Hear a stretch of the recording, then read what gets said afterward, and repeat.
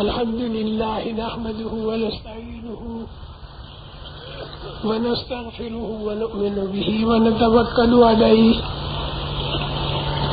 ونعوذ بالله من شرور أنفسنا ومن سيئات أعمالنا من يهده الله فلا مضل له ومن يضلله فلا هادي له ونشهد أن لا إله إلا الله وحده لا شريك له ونشهد أن سيدنا ومولانا محمدا عبده ورسوله صلى الله عليه وعلى آله وصحبه وبارك وسلم تسليما كثيرا كثيرا.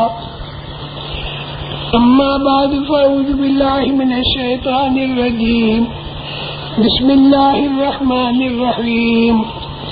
من عمل صالحا من ذكر أو أنثى وهو مؤمن فلنحيينه حياة طيبة ولنجزينهم أجرهم بأحسن ما كانوا يعملون.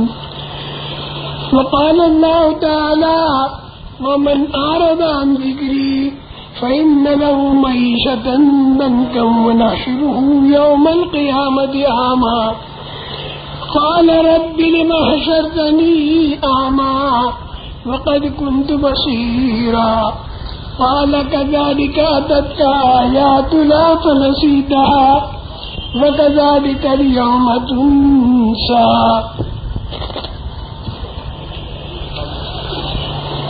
وقال الله تعالى: ومن أحسن قولا ممن دعا إلى الله وعمل صالحا وقال إنني من المسلمين. میرے محترم دوستوں اور بزرگوں، دنیا کے اندر زندگی بسر کرنے کے دو طریقے ہیں. ایک طریقہ وہ ہے جس پر اللہ راضی ہوتے ہیں،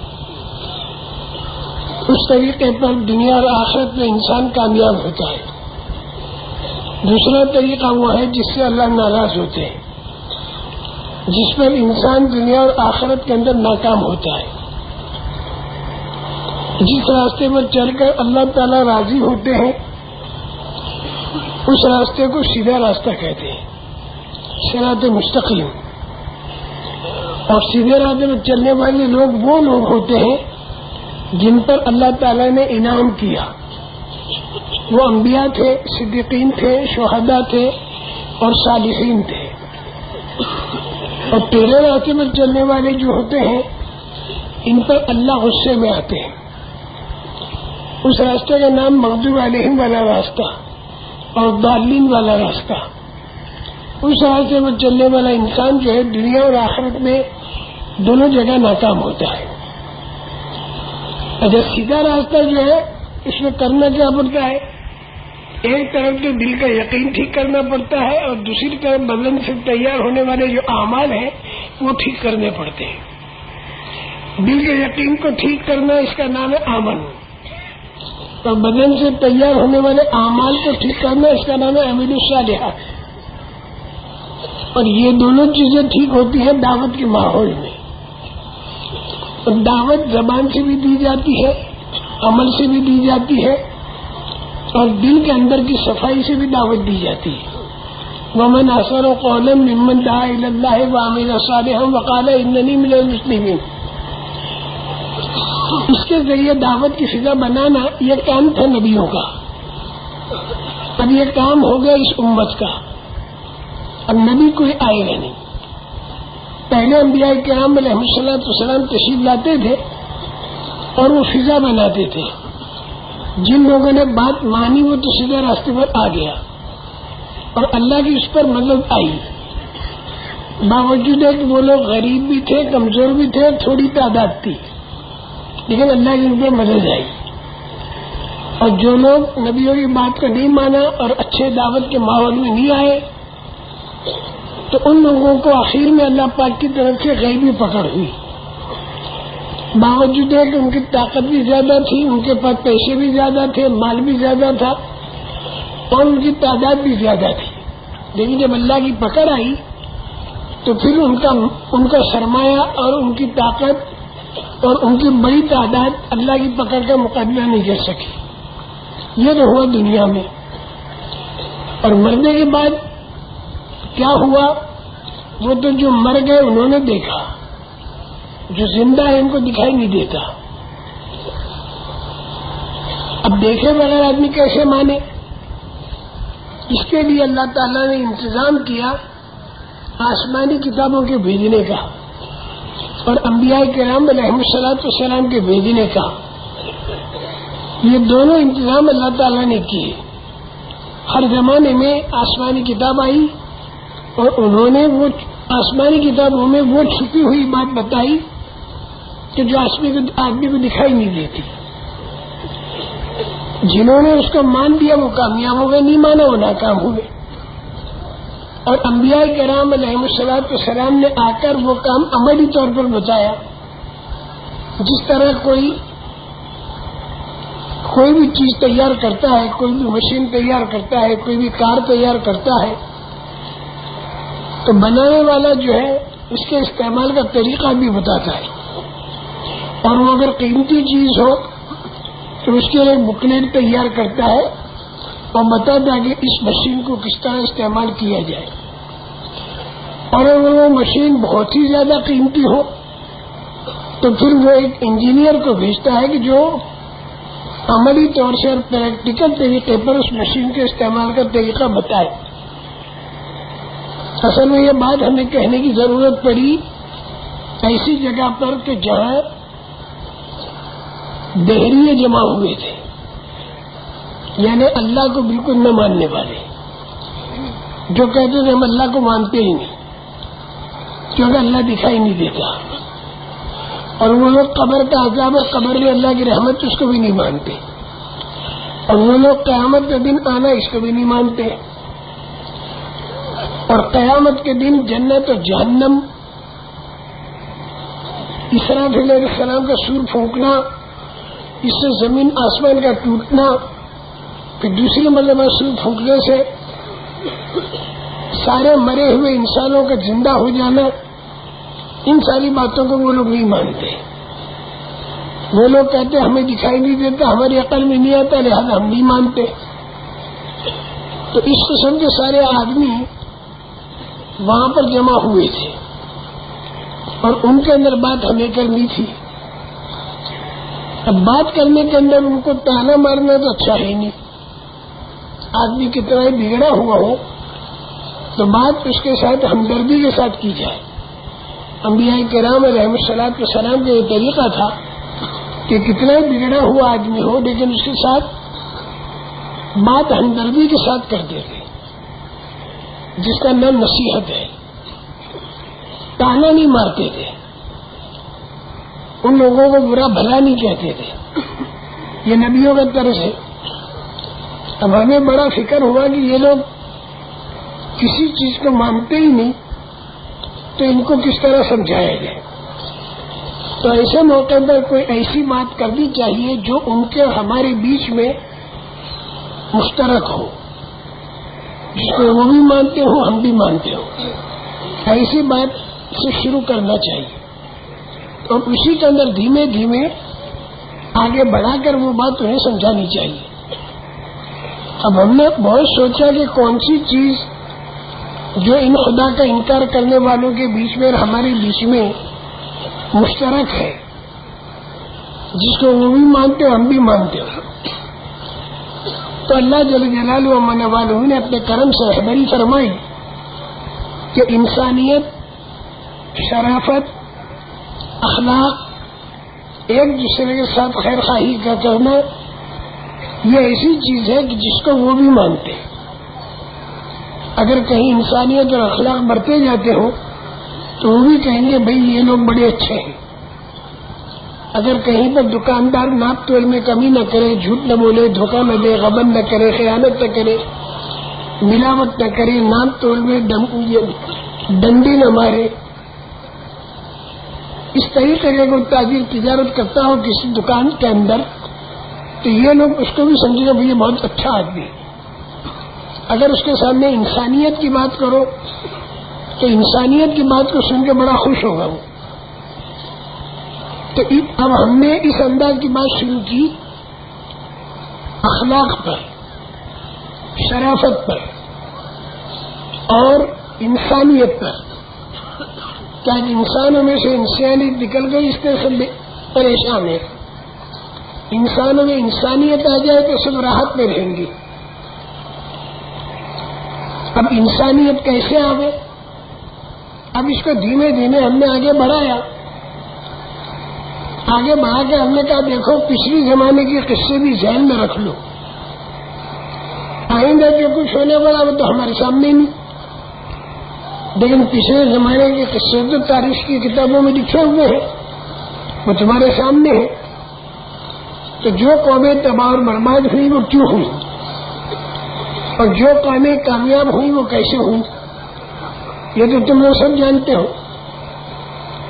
تو ہم نے ان سے کہا کہ بات اصل یہ ہے کہ انسان جو ہے یہ ایک مشین ہے،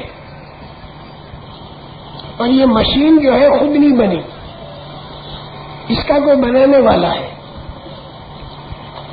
اب یہ مشین بنانے والے نے جب بنائی تو اس کے استعمال کا طریقہ بنانے والے نے جو بتایا، اگر وہ اس طریقہ اختیار کیا تو کامیابی آئی، اور اگر وہ طریقہ اختیار نہ کیا تو ناکامی آئی. موٹر کے بنانے والے نے جو طریقہ بتایا اس طریقے پر اگر موٹر کو استعمال کرے تو موٹر برابر اپنا کام کرے گی.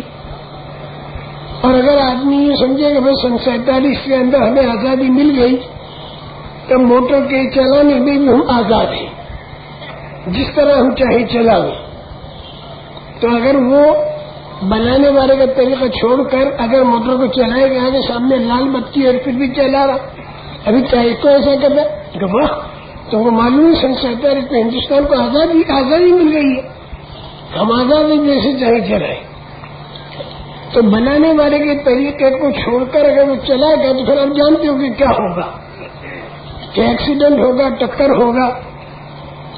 ہم نے کہا پہلے زمانے کے لوگوں میں جو پریشانی آئی، جیسے فرعون کا ڈوبنا، قارون کا دھنسنا، اور قوم عاد کا، نوح علیہ السلام کی قوم کا پانی کے سیلاب میں تباہ برباد ہونا، اور ہود علیہ السلام کی قوم عاد کا ہوا کے طوفان کے اندر برباد ہونا، اور شعیب علیہ السلام کی نافرمان قوم کا باوجود تجارت کی بڑی بڑی منڈیاں ہونے کے برباد ہونا، یہ سارا جو معاملہ ہوا یہ کیوں ہوا؟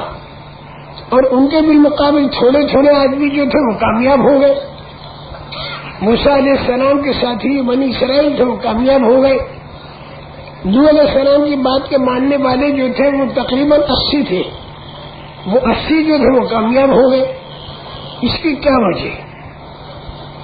اس کو ہمیں سمجھنا چاہیے. تم نے کہا بھی اس کی وجہ یہ ہے کہ انسان جو ہے یہ ایک مشین ہے، اور اس کا جو ہے بنانے والا ہے. انسان خود نہیں بنا. یہ 5.25 فٹ کا جو انسان ہے یہ ماں کے پیٹ سے جب نکلا تو 1 بالش کا تھا، اور ماں کے پیٹ کے اندر چند انگل کا تھا، اور اس کے پہلے وہ منی کے 2 قطروں میں تھا، اور منی کے 2 قطروں سے پہلے یہ انسان غذا اور خوراک میں تھا، اور غذا اور خوراک سے پہلے یہ انسان زمین اور آسمان کے بیچ کے کروڑ میل کے ذرات اور ریزوں اور ایٹمز کے اندر بکھرا ہوا تھا. یہ انسان سورج کی کرنوں میں، ہوا کی لہروں میں، بارش کے قطروں میں، چاند کی روشنی میں، ستاروں کی تاثیر میں، اور زمین کے ذرات میں، اور کھاد کی گندگی میں یہ انسان بالکل بکھرا ہوا تھا. تو اللہ پاک نے اس پورے نظام عالم کو بلویا. جیسے آپ لوگ دہی ڈال کے بھی بلوتے ہیں اسے، تو بھی نیچے چھاچھ رہ جاتی ہے، اس پر مکھن آ جاتا ہے. تو اس طرح اللہ پاک نے پورے نظام عالم کو بلویا اچھی طرح. کہ بلونے سے یہ ہوا کہ زمین میں سے غذا اور خوراک تیار ہوئی، اور یہ غذا اور خوراک جو تیار ہوئی تو اس کو مرد اور عورت نے کھایا. جب مردوں اور عورتوں نے کھایا تو پھر اندر جا کر وہ منی بنے. مرد اور عورت ملے, ملنے کے بعد حمل ٹھہرا. اب حمل جب ٹھہر گیا تو 40 دن کے اندر خون کا لوتھڑا بنا, جس کو قرآن میں علقہ کہتے ہیں, اور دوسرے 40 دن میں وہ گوشت کا لوتھڑا بنا جس کو مدغہ کہتے ہیں, اور تیسرے 40 دن میں پوری شکل انسانی تیار ہو کر اور اس میں روح بھی پڑ گئی. 4 مہینے کے اندر اللہ پاک نے ماں کے پیٹ کی تنگ جگہ میں اور اندھیرے کے اندر بنا کر اس میں جان بھی ڈال دی. 4 مہینے کے اندر انسان جب کوئی چیز بناتا ہے تو کھلے میدان میں بناتا ہے اور اجالے میں بناتا ہے, اور انسان کو جو اللہ نے بنایا تو تنگ جگہ میں بنایا اور اندھیرے میں بنایا. یخلقکم فی بطون امہاتکم خلقا من بعد خلق فی ظلمات 3. قرآن کی آیت کے اندر اللہ پاک نے ہم کو بتایا. میں خالی قرآن کا ترجمہ بھی کر دوں جو کر دیا میں نے پہلے, لیکن براہ راست قرآن جو نبی کریم صلی اللہ علیہ وسلم کے دل مبارک پر اترا اور پھر آپ کی زبان مبارک پر آیا اور صحابہ کے مبارک کانوں کے اندر وہ قرآن گیا, وہ قرآن کے اندر عجیب تاثیر اللہ نے رکھی. قرآن جو ہے اس کے 4 میدان محنت ہے. ایک میدان محنت قرآن کا اس کے الفاظ ہیں, دوسرا میدان محنت قرآن کا اس کے معنی ہے, اور تیسرا میدان محنت قرآن کا اس پر عمل کرنا ہے, اور چوتھا میدان محنت قرآن کا اس کی تبلیغ اور دعوت دینی ہے. اور چاروں زبردست طاقت رکھتے ہیں. اور اس کے اندر جو لوگ بیٹھے ہیں قرآن کے جو الفاظ ہیں اس کی خدمت اللہ پاک نے حافظوں اور قاریوں سے لی. بڑی سعادت مندی اور خوش نصیبی ہے حافظوں کی اور قاریوں کی کہ قرآن پاک کے لفظوں کی خدمت اللہ پاک نے ان کو دی, اور قرآن پاک کے صحیح معنی سمجھنا, بتانا اور غلط معنوں سے لوگوں کو روکنا, یہ محنت اللہ پاک نے مدرسے والوں کو دی. مدرسے والوں کی یہ محنت ہے کہ لوگ قرآن کو صحیح سمجھیں اور حدیث کو بھی صحیح سمجھیں اور صحابہ کی زندگی کو بھی صحیح سمجھیں. اور تیسری محنت میدان محنت قرآن کا جو ہے وہ عمل ہے. اس کا قرآن جو کاغذ کے اندر ہے وہ انسان کے بدن سے جاری ہو جائے. اللہ نے قرآن میں جو کہا وہ انسان کے بدن سے چالو ہو. یہ تیسرا میدان محنت ہے. اور چوتھا میدان محنت جو ہے وہ قرآن کی دعوت, جو قرآن میں بات آئی اس کی دعوت پوری دنیا میں چلے. اور قرآن کے ساتھ اللہ کی طاقت ہے. تو جب یہ عمل میں آئے گا اور چاروں طرف اس کا عمل پھیلے گا تو پھر اللہ کی طاقت ساتھ ہو جائے گی. آسمانی کتابوں کے ساتھ اللہ کی طاقت ہوتی ہے. دنیاوی طاقتیں اللہ کی طاقت کا مقابلہ نہیں کر سکتی. توریت کا, انجیل کا, زبور کا, صحیفوں کا مقابلہ اس زمانے کے طاقت والے اور سرمایہ والے اور تعداد والے مقابلہ نہیں کر سکے. اسی طرح قرآن ہے. قرآن جو ہے آخری کتاب ہے, اس کے بعد کوئی کتاب نہیں آئے گی. اور نبی کریم صلی اللہ علیہ وسلم جو ہے یہ آخری نبی ہے. آپ کے بعد کوئی نبی نہیں آئے گا. نبیوں کا آنا بند ہوا لیکن نبیوں کا کام اس امت کے حوالے ہو گیا. اب نبیوں والا کام یہ امت کرے گی. اب نبیوں والا کام جب اس امت نے جب تک کیا تو اللہ کی مددیں آتی رہی. صحابہ کی پوری زندگی آپ لوگوں نے سنی, پھر تابعین کی زندگی, اولیاء اللہ کی زندگی, شیخ عبد القادر جیلانی رحمۃ اللہ علیہ کی زندگی, کیسی پاک زندگی, ان کے کس طرح اللہ پاک کی مدد ان پر آئی. بغداد کے اندر ہے شیخ عبد القادر جیلانی رحمۃ اللہ علیہ جو ہے یہ بغداد میں ہے, اور ہم بغداد میں کئی مرتبہ وہاں پر گئے. قبر کے اوپر جا کے ہم نے خوب اللہ پاک سے دعا بھی مانگی, ایثار ثواب بھی کیا اور اپنی موت کو یاد بھی کیا. اسی طرح حضرت جنید بغدادی,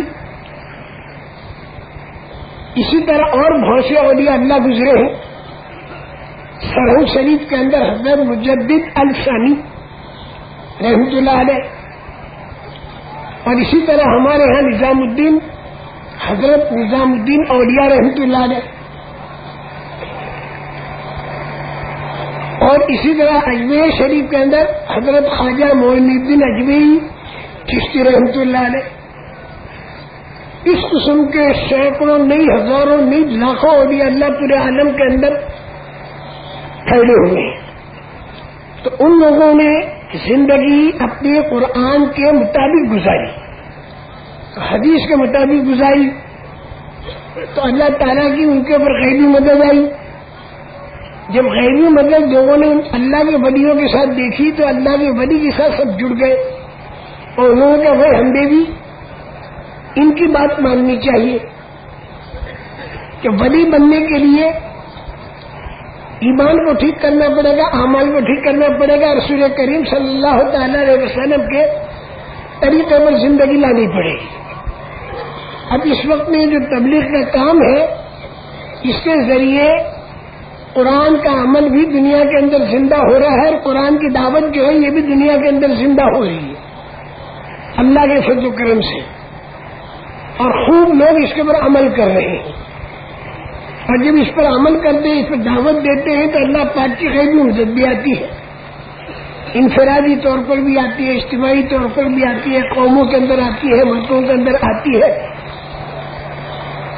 کہ رسول کریم صلی اللہ تعالی علیہ وسلم کے زمانے میں آپ کے لائے ہوئے طریقے میں جو طاقت تھی وہ طاقت قیامت تک ہے.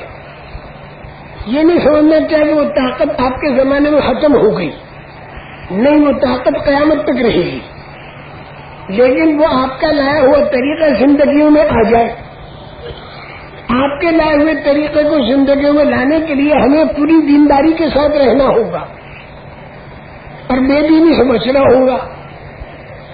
دینداری اگر ہوگی تو اللہ کی مدد آئے گی, بے دینی ہوگی تو اللہ کی پکڑ آئے گی. دینداری ہوگی تو آدمی سیدھے راستے پر ہے, اللہ راضی ہوگا, اور بے دینی ہوگی تو اللہ ناراض ہوگا اور آدمی ٹیڑھے راستے پر ہے. اور دینداری لانے کے لیے پوری زندگی کا ہر شعبہ اللہ کے حکم کے مطابق اور نبی پاک صلی اللہ علیہ وسلم کے طریقے کے مطابق ہو. ایمان کی لائن بڑی مضبوط ہو,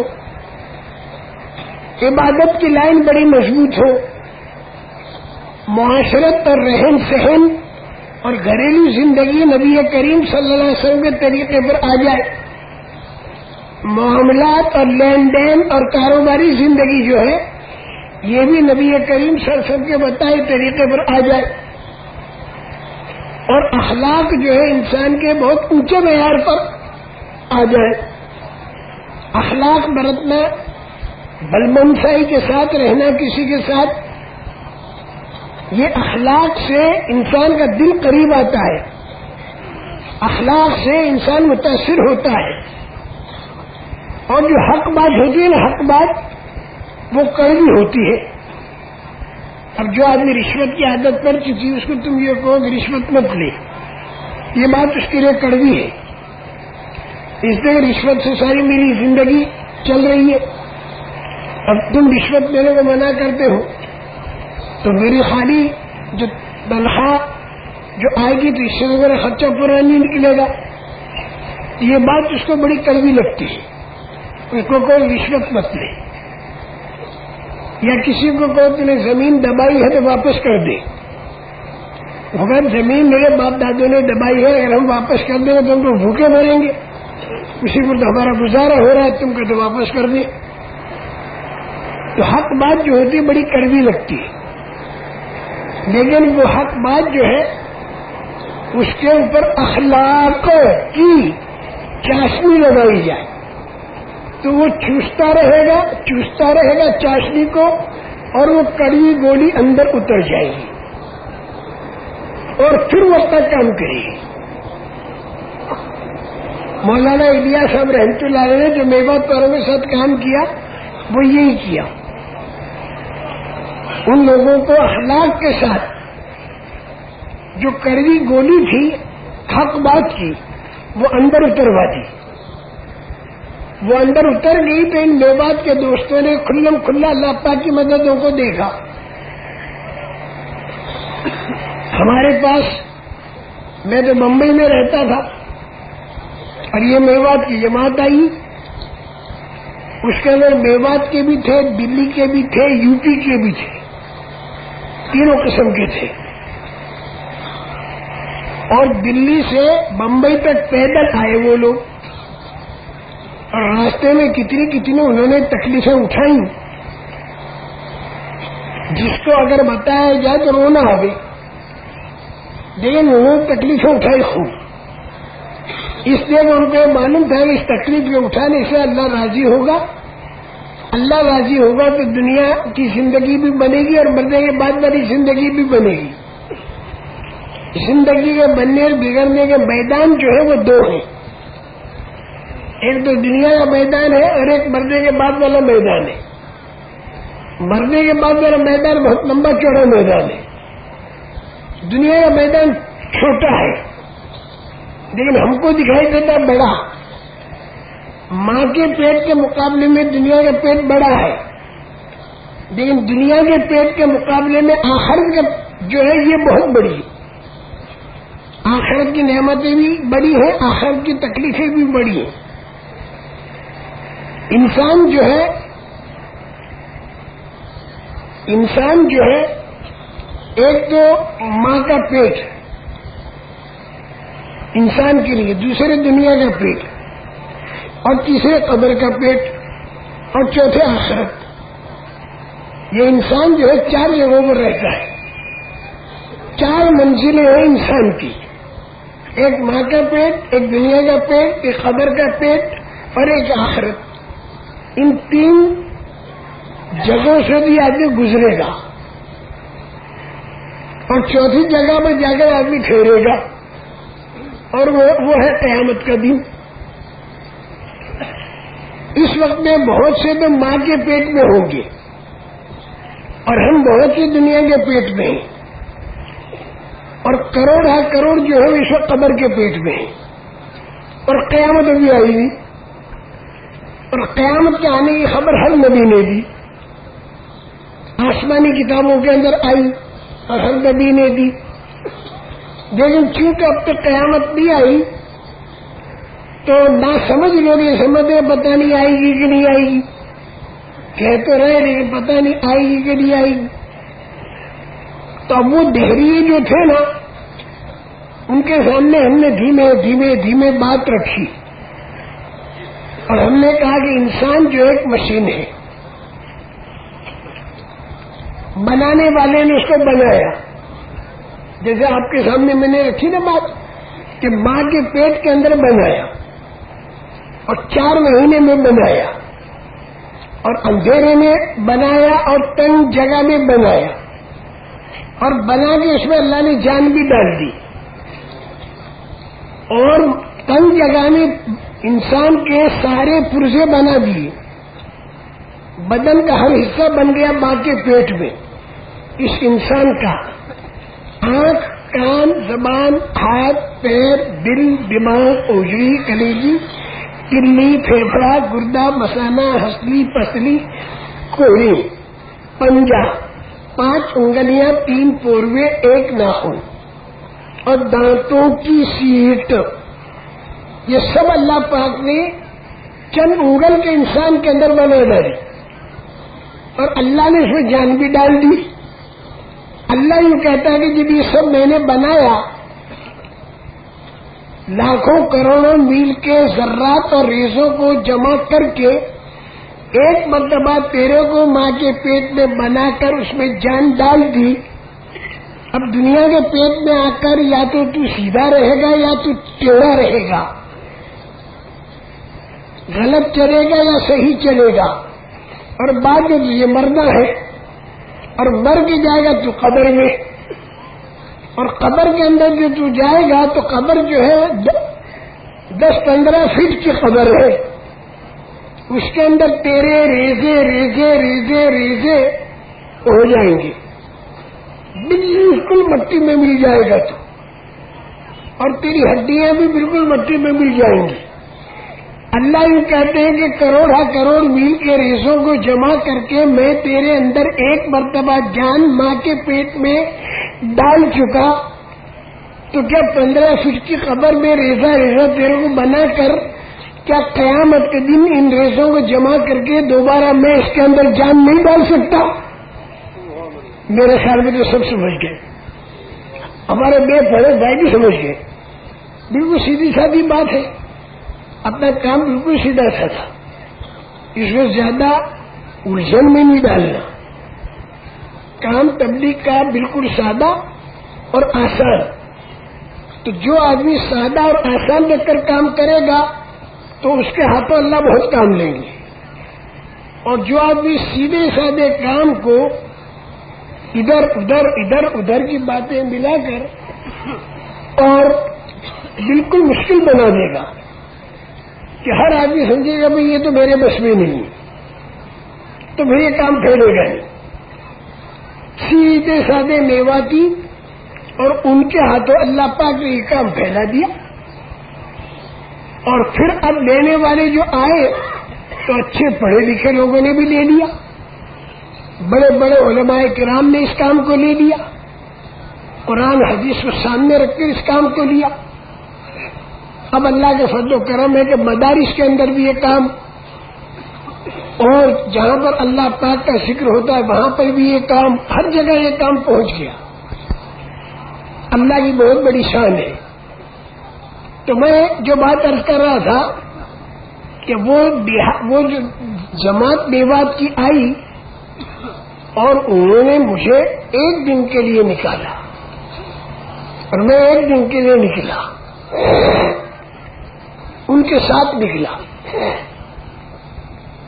وہ دن میرا بہت اچھا گزرا. ان کے گشتوں کو دیکھا تو طبیعت پر اثر پڑا، ان کا تعلیم کا حلقہ دیکھا تو طبیعت پر اثر پڑا.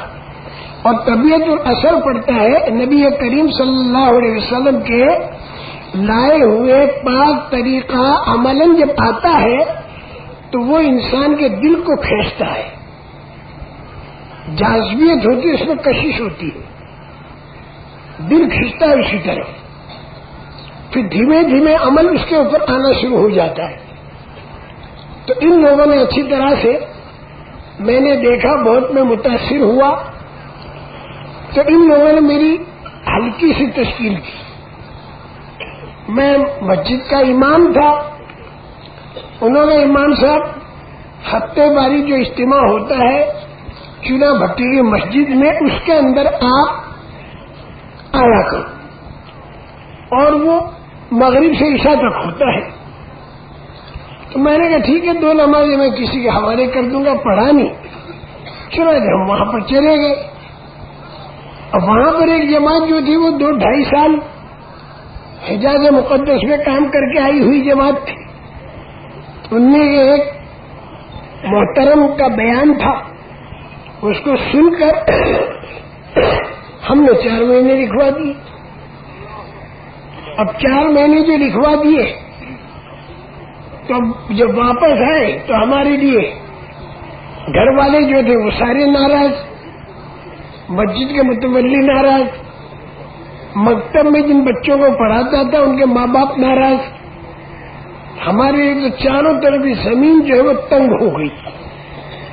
ہمیں ایسا یاد رکھو میرے محترم دوستوں اور بزرگوں کہ جو روحانیت والا کام ہوتا ہے اس کے اندر کامیابی دکھائی دیتی نہیں، لیکن اللہ نے رکھی ہے،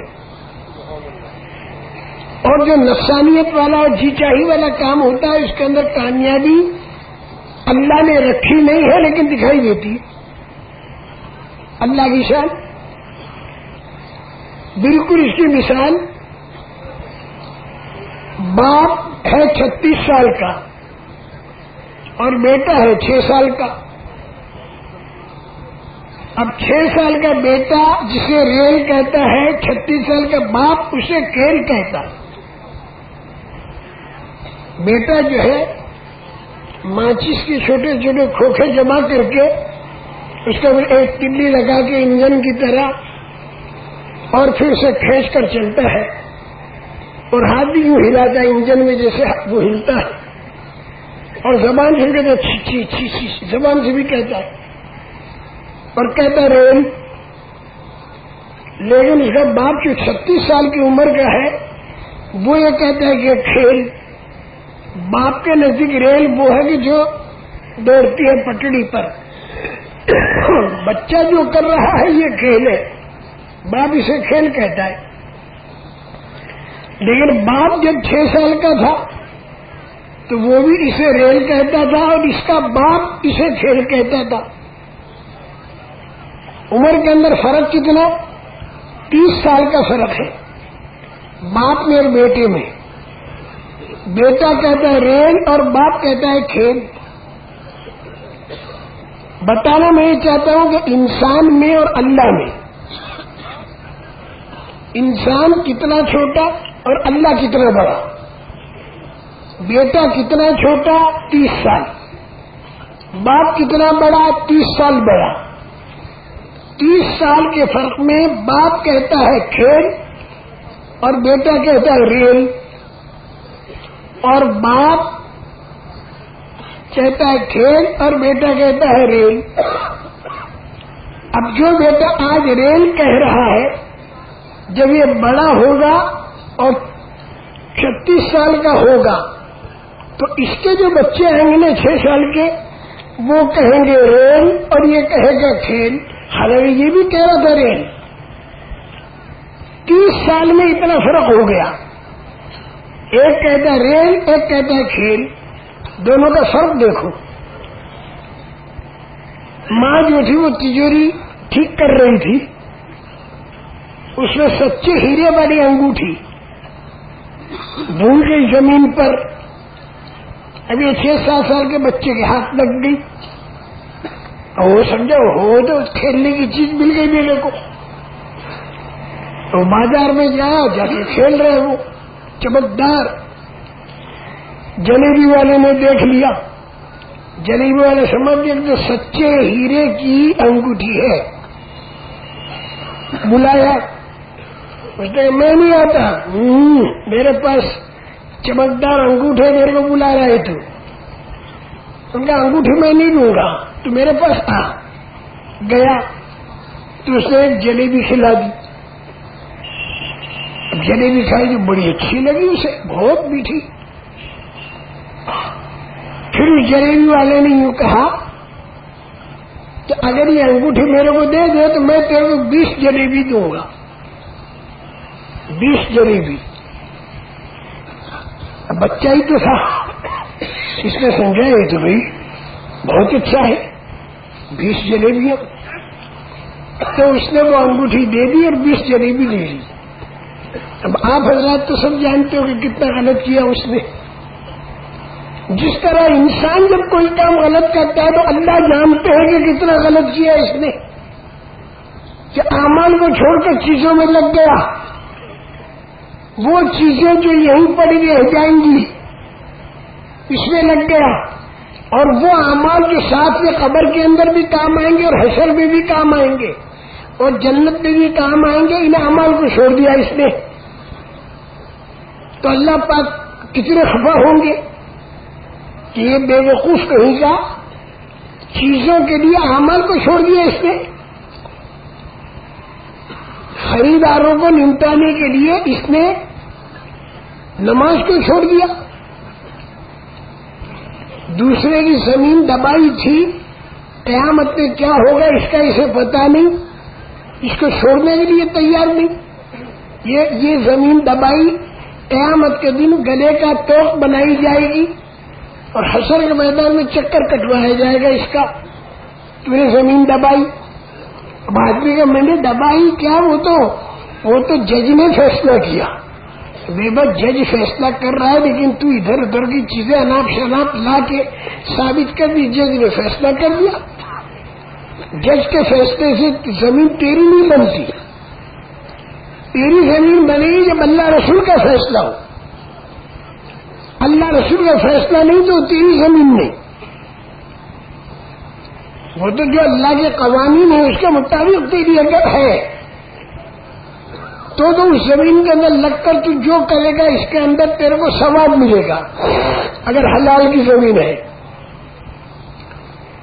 ایک ایک دانے پر صدقے کا ثواب تیرے کو ملے گا. اور اگر تو تجارت کرے گا تو نبیوں صدیق اور شہیدوں کے ساتھ تیرا حشر ہوگا. اب تاجر الصدق الامین مع النبیین والصدیقین والشہداء، تجارت کرنے والا سچا امانت دار نبیوں صدیقوں اور شہیدوں کے ساتھ ہوگا قیامت کے دن.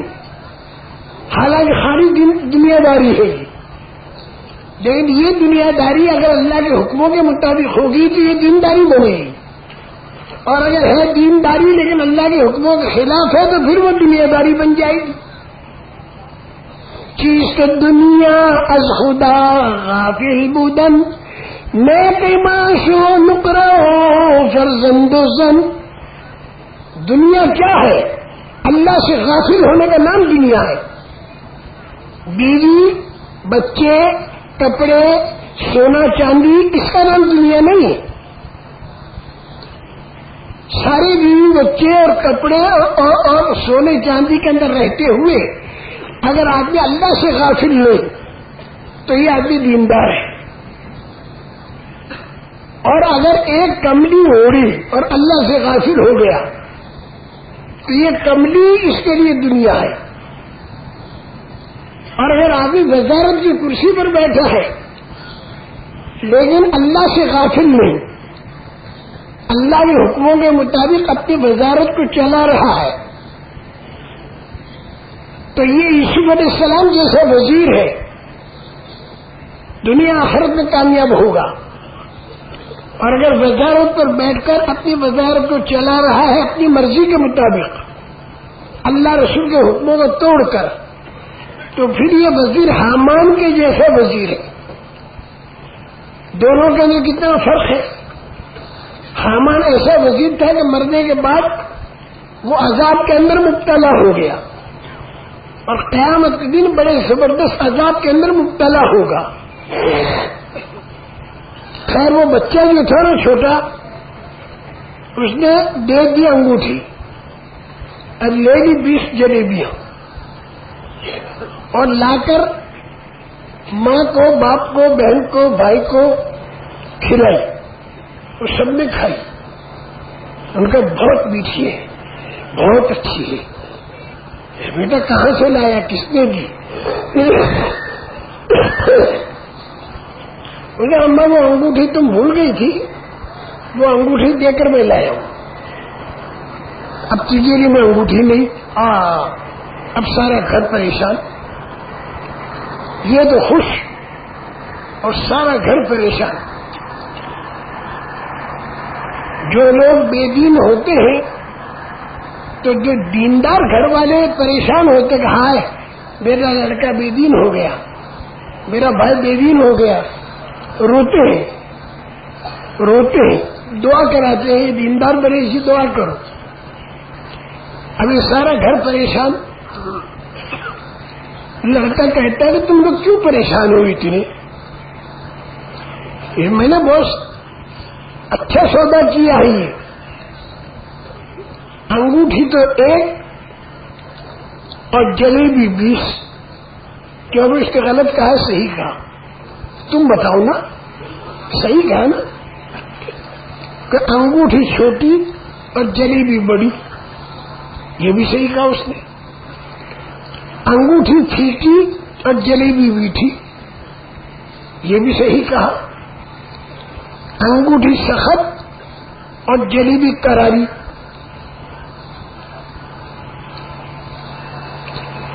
اسی طرح جلیبی کے اندر کیسا رس میٹھا میٹھا آتا ہے، یہ ساری بات کہی. لیکن ماں باپ اس کو یوں کہتے ہیں کہ یہ انگوٹھی جو ہے اس کے اندر جلیبی بھی ہے، پیڑے بھی ہیں، برفی بھی ہے، تیری اسکول کی فیس بھی اس میں ہے، اس کے اندر مکان بھی ہے، اس میں دکان بھی ہے، اس کے اندر کار بھی ہے. کیا بھی صحیح؟ یہ بات صحیح ہے نا؟ آپ لوگوں کو تو سمجھ میں آ رہی صحیح ہے. کیوں سمجھ میں آ رہی؟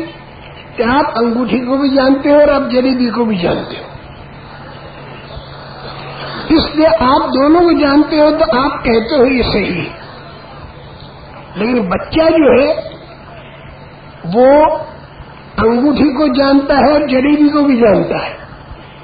لیکن انگوٹھی کا جاننا بچپن جیسا اور جلیبی کا جاننا بھی بچپن جیسا. باپ جتنا جانتا ہے اتنا یہ نہیں جانتا. میرے محترم دوستوں اور بزرگوں، تھوڑی دیر آپ اس مثال، دونوں مثالوں کو سمجھ لو، ریل اور کھیل، جلیبی اور انگوٹھی. حالانکہ فرق بچے اور باپ میں 30 سال کا ہے. 30 سال کے اندر یہ فرق ہوا. اچھا، ایک بات وہ ہے جو اللہ کہتا ہے اور ایک بات سوچتا ہے. بندہ کتنا چھوٹا اور اللہ کتنے بڑے، بیٹا کتنا چھوٹا اور باپ کتنا بڑا. بیٹا 30 سال چھوٹا اور باپ 30 سال بڑا. اس کا فرق تم نے سن لیا. اللہ کتنے بڑے، اتنے بڑے اتنے بڑے اتنے بڑے کہ بڑائی کی کوئی حد نہیں. اور یہ انسان اتنا چھوٹا اتنا چھوٹا اتنا چھوٹا کہ اس کے چھوٹا ہونے کی کوئی حد نہیں. اللہ لامحدود بڑا ہے اور انسان بہت چھوٹا ہے، چاہے 20 30 25 60 70 سال کا ہو، لیکن اللہ کے سامنے چھوٹا ہے. اب اللہ پاک نے یہ فرمایا وَمَا الْحَيَاةُ الدُّنْيَا إِلَّا مَتَاعُ الْغُرُورِ. دنیا کی زندگی دھوکے کا سامان ہے، اور اس دنیا کو اللہ تعالیٰ کھیل کود کہتے ہیں، لہو و لعب. اس دنیا کو اللہ کہتے ہیں کھیل. جس طرح باپ بچے کی ریل کو کہتا ہے کھیل، اور اصلی ریل کون سی؟ وہ بڑھ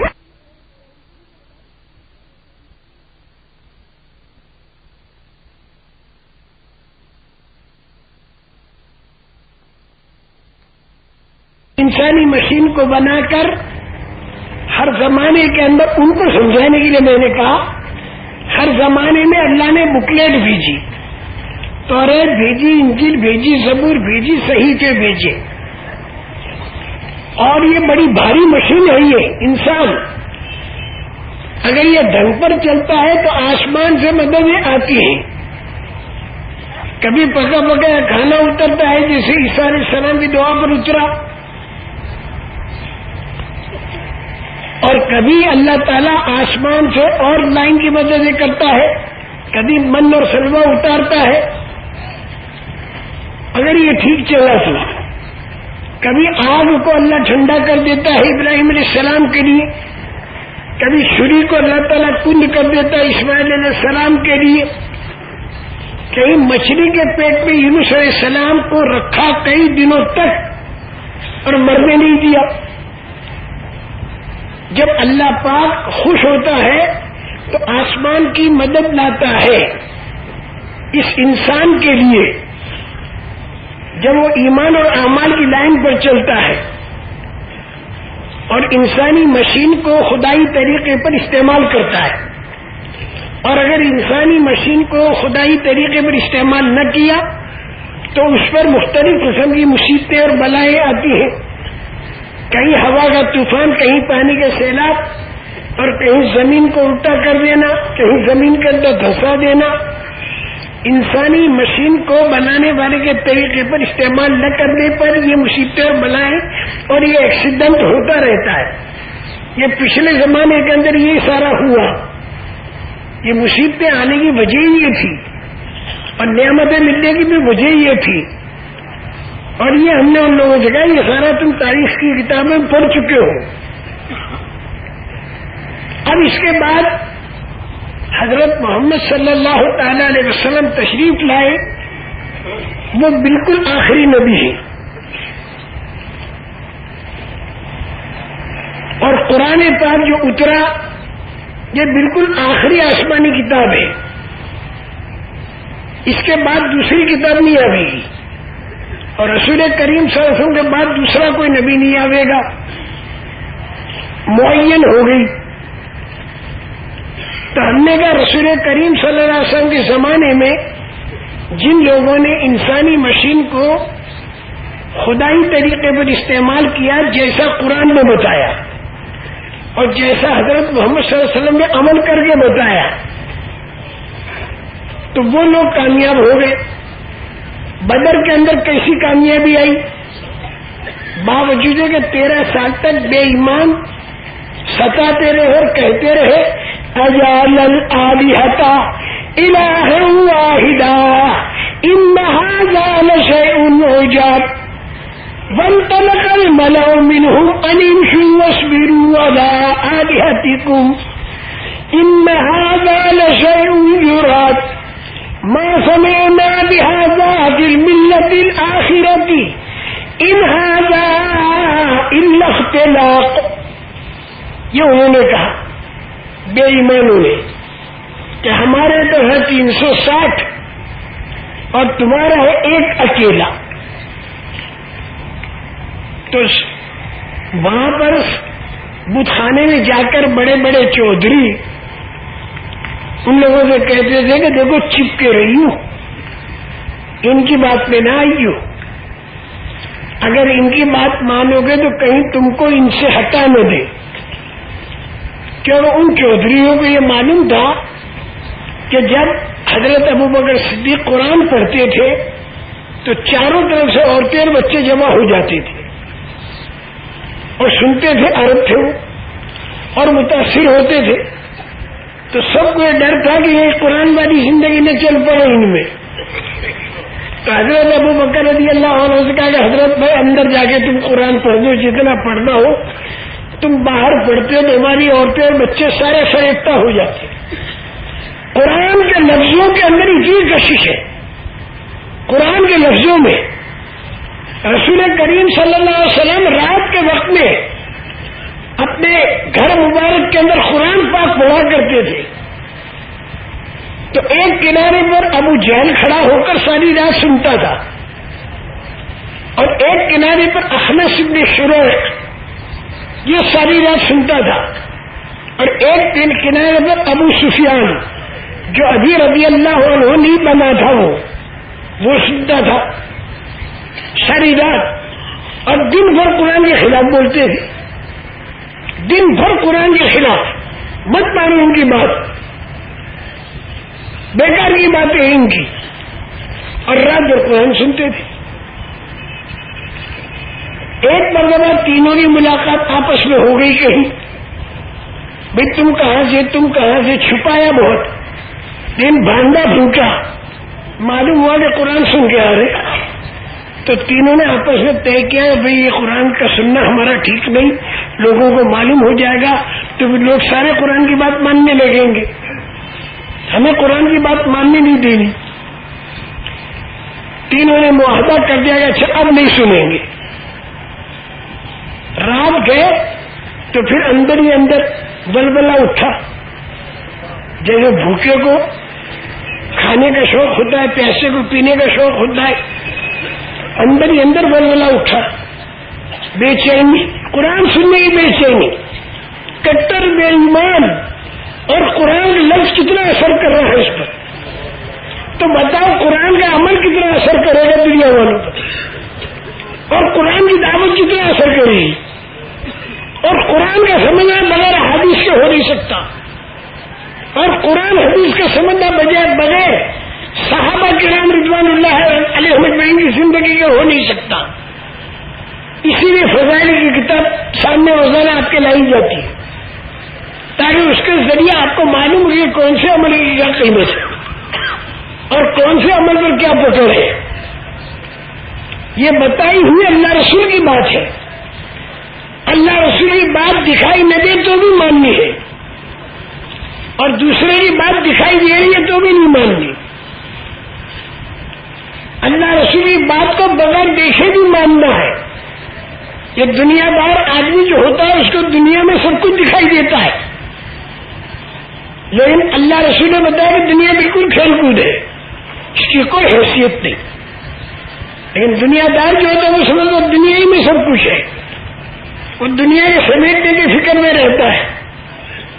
اپنے پاس 1 لاکھ ہوگا اس میں کامیابی دکھائی نہیں دے گی، تمہاری جیب کے اندر جو 9 لاکھ ہے اس میں کامیابی دکھائی دے گی. وہ تمہاری جیب کے 9 لاکھ وصول کروں تو میں کامیاب بنوں گا. 10 لاکھ ہو گئے، اب اس 10 لاکھ میں کامیابی دکھائی نہیں دیتی، اسے کامیابی دکھائی دیتی ہے 90 لاکھ جو دوسروں کی جیب میں ہے. 90 لاکھ آگے کروڑ بن گیا، اپنے پاس کے کروڑ میں کامیابی دکھائی نہیں دیتی. یہ دنیا دار جو ہوتا ہے نا اس کو کامیابی آگے دکھائی دیتی، جتنی دنیا اپنے پاس ہے اس میں کامیابی نہیں دکھائی دیتی. حوالدار ہے تو وہ فکر میں ہے کہ میں پولیس انسپیکٹر بنوں، تھانے دار بنوں، پھر پولیس انسپیکٹر بنوں، پھر پولیس کمشنر بنوں، پھر میں کلکٹر بنوں، اور پھر میں کسی صوبے کا وزیر بنوں، وزیر اعظم بنوں، پھر اس کے ذہن میں آتا ہے کہ پورے ملک کا وزیر اعظم بنوں. پورے ملک کا وزیر اعظم بن گیا تو پھر اسے کامیابی دکھائی دے دی کہ اطراف کے جو چند ملک ہے اس کو ہڑپ کر لوں تو میں کامیاب بنوں گا. دنیا دار کے بعد جتنی دنیا آئے گی اس میں کامیابی دکھائی نہیں دیتی، اسے کامیابی آگے ہی دکھائی دیتی ہے. جیسے ایک آدمی پیاسا جنگل کے اندر جا رہا ہے تو اسے پانی دکھائی دیا، جب وہاں پر گیا تو معلوم ہوا جو چمکتے ریت تھا، جس کو ہماری میوات کی زبان میں شاید بالو کہتے ہیں. کیا کہتے ہیں؟ بتاؤ نا، مجھے تو نہیں معلوم. بالو کہتے ہوں گے، چمکتا ریت. اس کے بعد میں پھر پانی آگے دکھائی دیا، پھر وہاں گیا پیاس میں، وہاں جا کے دیکھا تو وہ بالو تھا، ریت تھا، پانی نہیں تھا. اس طرح اس کی موت آ جاتی ہے. اس کو اللہ پاک قرآن میں کہتے ہیں کسراب بقیعۃ یحسبہ الظمآن ماء. پیاسا چمکتے ریت کو پانی سمجھ کر آگے بڑھتا رہتا ہے یہاں تک کہ موت آ جاتی اسے. تو اسی طرح دنیا دار آگے اسے کامیابی دکھائی دیتی، چلتا رہتا اور اسی کے اندر وہ مر جاتا ہے. اور دنیا دار جب مرا اس کے بعد دینداری آئی نہیں تو مرنے کے وقت میں فرشتوں نے اس کی پٹائی شروع کر دی. یہ اللہ رسول کی خبر ہے. فَكَيْفَ إِذَا تَوَفَّتْهُمُ الْمَلَائِكَةُ يَضْرِبُونَ وُجُوهَهُمْ وَأَدْبَارَهُمْ. چہرے اور کمر میں فرشتے زور زور سے مارتے ہیں اسے، اور یہ چیخ مارتا ہے، اور قبر کے اندر جب یہ جاتا ہے تو اس کو 3 باتیں پوچھی جاتی ہیں. منکر نکیر آ کر 3 باتیں پوچھیں گے کہ تیرا رب کون ہے، تیرا دین کیا ہے، اور حضرت محمد صلی اللہ علیہ وسلم کے بارے میں تو کیا کہتا ہے. چہرے موبائل دکھا کر پوچھا جائے گا. لیکن چونکہ دنیا کے اندر اس نے دینداری والی زندگی بسر نہیں کی، ایمان اور اعمال والی زندگی بسر نہیں کی، جس کی میں نے ابھی 2 آیتیں پڑھی. ایمان اعمال والے کیسے کامیاب ہوں گے، بغیر ایمان بغیر عمل والے کیسے ناکام ہوں گے. ترجمہ کر ڈالو کہ رہنے جائے اس کا ترجمہ. من عمل صالحا من ذکر او انثى وهو مؤمن. ارے مرد ہو یا عورت ہو، کوئی بھی ہو، جس نے نیک کام کیا اور وہ ایمان والا ہے، بدن سے تیار ہونے والے اعمال بھی اس کے اچھے اور دل کے اندر ایمان کی طاقت بھی ہے، دونوں باتیں ہیں. تو اللہ پاک کے دو وعدے، ایک دنیا کا وعدہ، ایک آخرت کا وعدہ. فَلَنُحْيِيَنَّهُ حَيَاةً طَيِّبَةً، اس کی زندگی اللہ کہتے ہیں میں خوشگوار بناؤں گا. دنیا کی زندگی بھی خوشگوار بنے گی ایمان اور اعمال والے کی. وَلَنَجْزِيَنَّهُمْ أَجْرَهُمْ بِأَحْسَنِ مَا كَانُوا يَعْمَلُونَ، اور جو اچھے سے عمل کیے تھے تو سب بدلا اللہ نے. اور اللہ جب بدلا دیں گے تو اپنی شان ہی بدل دیں گے. شان اللہ کی بہت بڑی. اور اس کے بالمقابل اللہ پاک نے دوسری بات بھی بتا دی، وَمَنْ أَعْرَضَ عَنْ ذِكْرِي، جس نے میری نصیحت سے منہ موڑ دیا، جس انسان نے، اور وہ جلیبی کے چکر میں پڑ گیا اور وہ ریل کے چکر میں پڑ گیا، جس کو باپ کہتا ہے کھیت، یہ کہتا ہے ریل، جس کو باپ کہتا ہے کہ تو نے بڑا بھاری نقصان کیا اور اس انگوٹھی کے اندر نہ معلوم کیا کیا چھپا ہوا ہے، لیکن یہ کہتا میری سمجھ میں نہیں آتا اس انگوٹھی میں کیا کیا چھپا ہوا ہے. لیکن 36 سال کا باپ بتاتا ہے کہ یہ انگوٹھی اگر بیچی جائے تو نہ معلوم لاکھوں کروڑوں میں بکے گی اور اس سے نہ معلوم کیا کیا چیزیں حاصل کی جائیں گی، لیکن اسے نہیں معلوم. میرے محترم دوستوں، جب قبر کے اندر گیا اور منکر نکیر آئے اور 3 باتیں پوچھی تو یہ کہتا ہاں لا ادری، ہائے میرے کو تو کچھ نہیں معلوم. اللہ اکبر، بڑی پریشانی آ گئی اس پر. قبر میں خوب دبایا، ہڈی پسلی ایک ہو گئی اور 99 اژدہے لگ گئے اسے ڈسنے. نبی پاک صلی اللہ علیہ وسلم کی خبر ہے، آپ کی خبر کروڑ سال کے بعد بھی غلط نہیں ہو سکتی، کیونکہ جو بات اللہ کے پیارے نبی کہتے ہیں وہ اپنی طرف سے نہیں کہتے، وہ اللہ کی طرف سے ہوتی ہے. وَمَا يَنطِقُ عَنِ الْهَوَىٰ إِنْ هُوَ إِلَّا وَحْيٌ يُوحَىٰ، اپنی بات نہیں ہوتی ان کی، اللہ کی بات ہوتی ہے.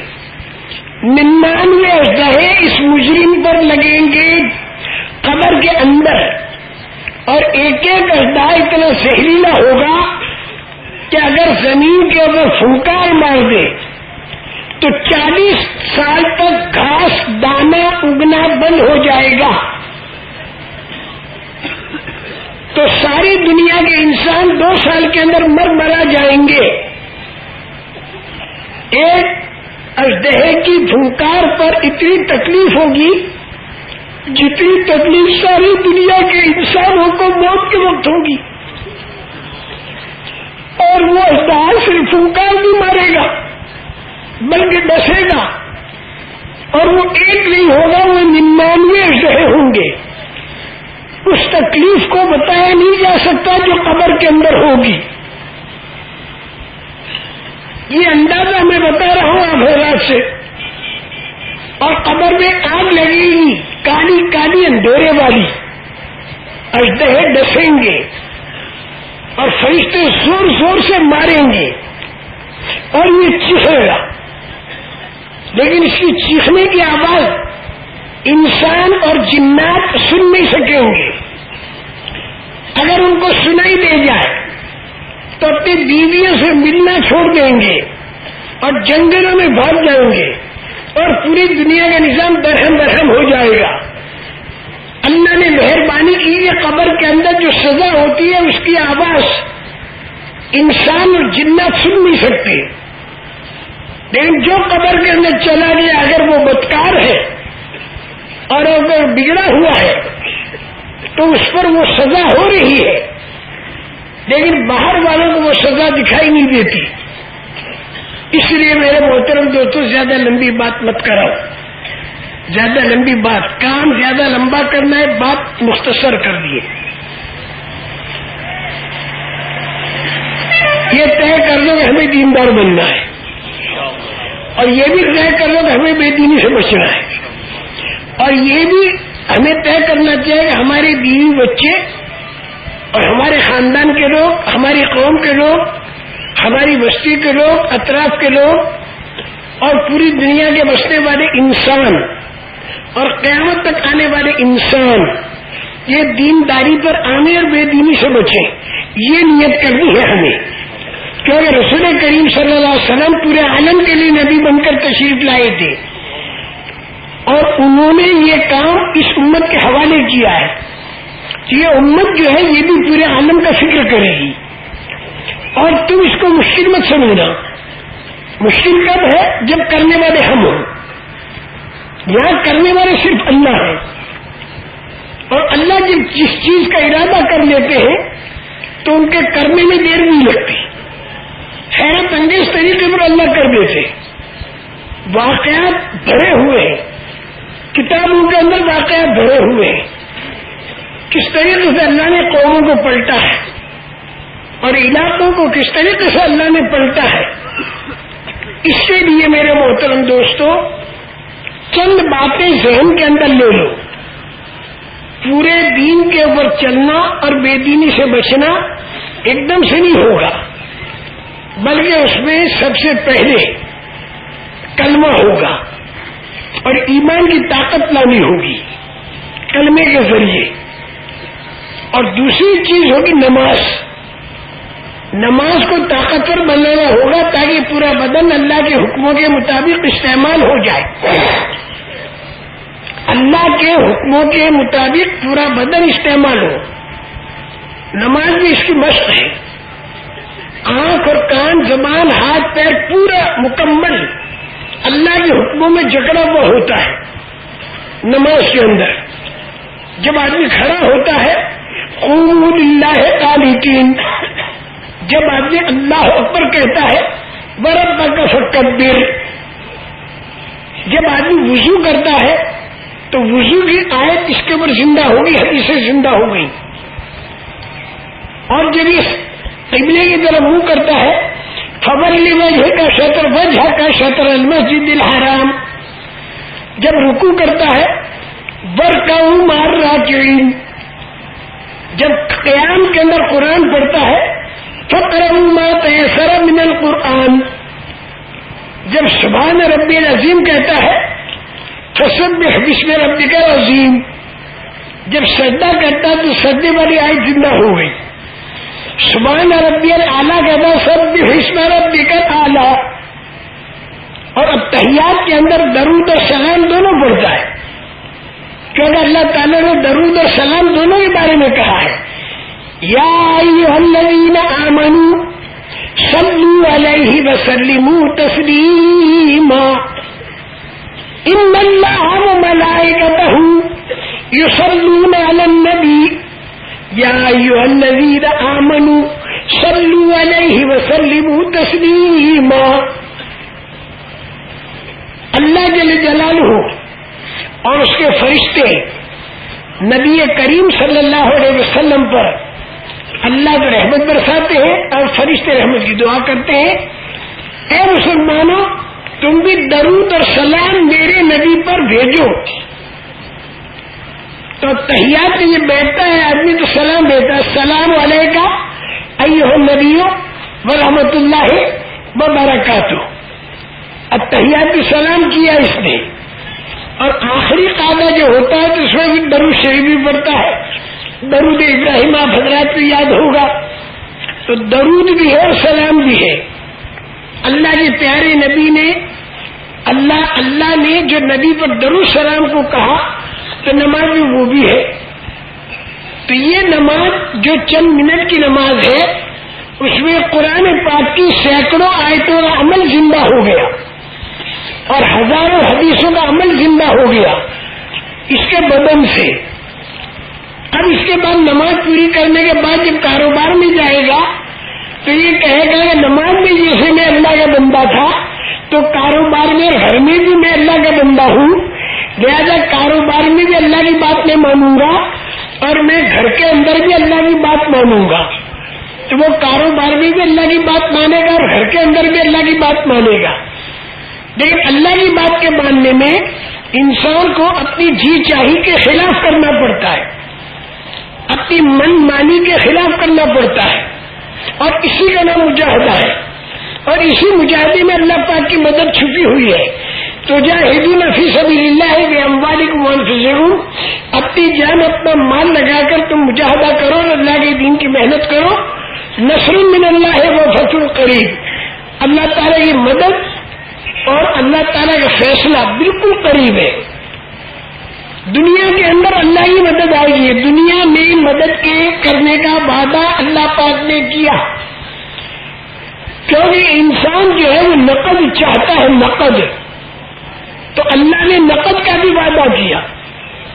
اسی مجاہدے کی عادت جماعتوں میں پھر کر کرنی ہے، اور یہی مجاہدے کی عادت مقامی کام کر کے کرنی ہے. مسجد وار جماعت ہر جگہ بنانی ہے، مہینے کے 3 دن دینے ہیں، ہفتے کے 2 گشت کرنے ہیں، روزانہ کی 2 تعلیم کرنی ہے، ایک تعلیم مسجد کے اندر، ایک تعلیم گھر کے اندر. روزانہ کے 2.5 گھنٹے دینے ہیں مسجد کی آبادی کے لیے، اور دن میں 1 مرتبہ فکر کرنے کے لیے جمع ہونا ہے مسجد کے اندر، تاکہ یہ فکر کریں کہ 100% مسلمان اس بستی کے نمازی کیسے بن جائیں، دیندار کیسے بن جائیں، مرد بھی اور عورتیں بھی، اور یہ لوگ دین کی کام کے لیے کیسے نکلے. اللہ کا فضل ہے، مسجد و جماعتوں نے بعض جگہوں پر اللہ کے فضل و کرم سے اللہ نے ان سے اتنا کام لیا کہ 1-1 سال کی ملکوں کی جماعتیں بنا کر ایک مسجد والے نے روانہ کر دی. یہ بات الگ ہے کہ مشورے والے اس کو 2 حصوں میں تقسیم کر دی، مشورے والوں کا کام ہے، لیکن انہوں نے پوری جماعت بنا کر بھیج دی. اگر ان مسجدوں کو آباد کیا گیا تو ہر مسجد کے اندر مسجد نبوی کی جھلک آئے گی، اور ہر بستی کے اندر مدینہ منورہ کی جھلک آئے گی کہ مدینہ منورہ کے اندر مسجد نبوی آباد رہتی تھی 24 گھنٹہ، اور مدینہ منورہ کے جو بازار تھے اس کے اندر روحانی طاقت مسجد کی آتی تھی. بازار بھی دن کے وقت میں آباد تھے اور گھر بھی رات کے وقت میں آباد تھے. ان کے گھروں میں مسجد نبوی کی روحانیت ان کے گھروں کے اندر جاتی تھی. ان کے گھروں کو دیکھ کر لوگوں کو دعوت سمجھ میں آتی تھی، اور ان کے کاروبار کو دیکھ کر لوگوں کو دعوت سمجھ میں آتی تھی. دل و دماغ پر اس کا اثر پڑتا تھا. اور جب ان کی جماعتیں باہر جاتی تھی تو باہر جا کر جو ان کا مجمع ہوتا تھا اس مجمع کو دیکھ کر لوگوں میں اثر پڑتا تھا کہ ان لوگوں کی زبان پر بھی ایمان کی بات ہے، ان کے عمل کے اندر بھی ایمانی اعمال ہے، اور ان کا دل بالکل صاف معلوم ہوتا ہے. ومن احسن قولا ممن دعا الى الله وعمل صالحا وقال انني من المسلمين. اس سے اچھی بات کس کی ہوگی کہ لوگوں کو اللہ کی طرف بلائے اور خود کا عمل بھی ٹھیک رکھے، اور اس کے باوجود اپنے بارے میں کچھ یہ نہ سمجھے کہ میں بہت بڑا آدمی بن گیا، بلکہ یوں کہ میں تو ایک مسلمان ہوں، ایک مسلمان ہوں. ایسی پیاری زندگی. میرے محترم دوستوں، یہ تو میں نے دیندار بننے والی بات بتائی، پہلی آیت کا ترجمہ کیا. بے دین کے ساتھ کیا ہوگا دوسری آیت کا ترجمہ بھی آپ کو سننا چاہیے. ومن اعرض عن ذکری، جس نے میری نصیحت سے منہ موڑ لیا، اللہ پاک کی نصیحت سے جس نے منہ موڑ لیا، تو اللہ کیا کہیں گے؟ ومن اعرض عن ذکری فإن له معیشۃ ضنکا، اللہ کہتے ہیں اس کی زندگی تنگ بنا دیں گے ہم. اللہ کی بات، نبی کی بات نہیں مانی تو دنیا کی زندگی اللہ اس کی تنگ بنا دیں گے. فإن له معیشۃ ضنکا ونحشره یوم القیامۃ اعمیٰ، قیامت کے دن سے اندھا بنا کر کھڑا کریں گے حشر کے میدان میں. قال رب لم حشرتنی اعمی وقد كنت بصیرا. اے اللہ میرے کو تم نے اندھا کہہ کو بنا دیا, میں تو آنکھ والا تھا دنیا کے اندر. قال كذلك اتتك آیاتنا فنسیتها وكذلك اليوم تنسى. ارے تیرے سامنے ہماری آیتیں پڑھی جاتی تھی, ہماری بات تیرے کو بتائی جاتی تھی, لیکن تو نے اس کے اوپر دھیان نہیں دیا. تو اسی طرح رحم اور کرم والا دھیان آج ہم بھی تیرے اوپر نہیں دیں گے. جیسی کرنی ویسی بھرنی, نہ مانے تو کر کے دیکھ, اور جنت بھی ہے دوزخ بھی ہے, نہ مانے تو مر کے دیکھ. مرے گا اور تو دیکھے گا. میں نے دونوں آیتوں کا ترجمہ کر دیا اور میں نے وہ تیسری آیت کا ترجمہ بھی کر دیا. بعض مرتبہ بھول میں رہ جاتا ہے. اب آپ لوگوں کے دل میں بڑا شوق یہ ہو رہا ہوگا کہ مولوی صاحب بات لمبی مت کرو, ہم کو یہ بتاؤ کہ ہم دیندار کیسے بنے اور ہم بے دینی سے کیسے بچیں. بالکل آسان طریقہ, کلمے والا یقین دل کے اندر اتارنا, مخلوقات کا یقین دل کے اندر سے نکالنا. جیسے بتوں کا یقین دل سے نکالنا ہے, اللہ کا فضل ہے کہ جو بتوں کو نہیں پوچھتے ان کے دلوں میں بتوں کا یقین نہیں ہوتا. اس سے تو اللہ پاک نے ہم کو پاک کر دیا.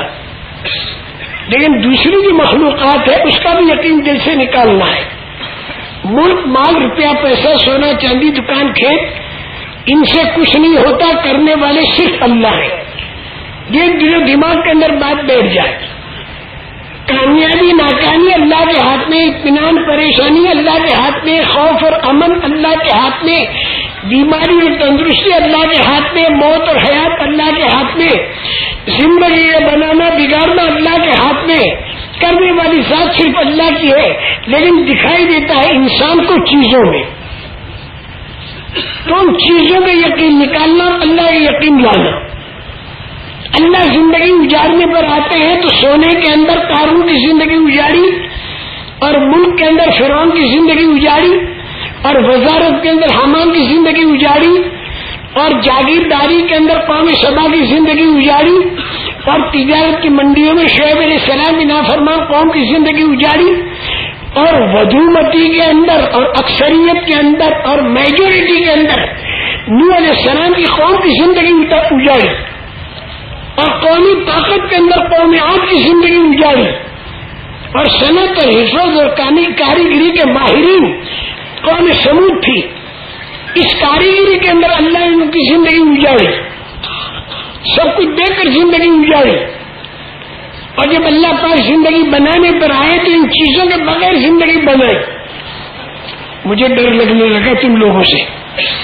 تم لوگ یوں سمجھو گے کہ تجارت سے زندگی اجڑے گی, اور کھیتی سے زندگی اجڑے گی, اور حکومت سے زندگی اجڑے گی, اور وزارت سے زندگی اجڑے. نہیں, بالکل نہیں, بالکل نہیں, بالکل نہیں. یہ زندگی جو اجڑی ہے نا, یقین کے غلط ہونے اور عمل کے خراب ہونے سے زندگی اجڑی ہے. اللہ نے ایسوں کی زندگی بنا دی تھی. سلیمان علیہ السلام کی زندگی سونے چاندی میں بنائی, اور قارون کی زندگی سونے چاندی میں بگاڑی. وجہ سمجھ میں آ گئی آپ حضرات کی. وہ ایمان عمل والے تھے, اور اس کا یقین غلط تو اس کا عمل غلط. جاگیرداری کے اندر مہاجرین کی زندگی اللہ پاک نے انصار کی زندگی جاگیرداری میں بنائی, اور جاگیرداری کے اندر قوم سبا کی زندگی اجاڑ دی. تجارت کی بڑی بڑی منڈیوں میں مہاجرین کی زندگی اللہ نے بنائی, اور تجارت کی بڑی بڑی منڈیوں میں شعیب علیہ السلام کی نافرمان قوم کی زندگی اجاڑ دی. ارے جہاں پر زندگی کا اجڑنا دکھائی دیتا ہے, اگر وہاں پر بھی اللہ زندگی بنانے پر آ جائے تو بنا دیتا ہے. زمین کا پھٹنا ہر ایک کو سمجھ میں آتا ہے, زمین پھٹی تو زندگی اجڑی. لیکن اللہ ایسا قادر مطلق ہے کہ زمین کو پھاڑ کر بھی زندگی بنا سکتا ہے. زمین پھٹی قارون کے لیے اندر دھسا، ناکام ہوا، اور زمین پھٹی، اسماعیل علیہ السلام کے لیے زمزم کا کنواں بنا اور کامیاب ہو گئے۔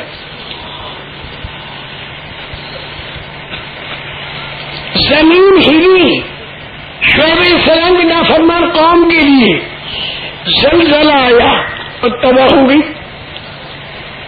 اور زمین کے ہلنے میں کامیابی بھی آتی ہے، کہو تو میں بتا دوں، زمین کے ہلنے میں کامیابی بھی آتی ہے۔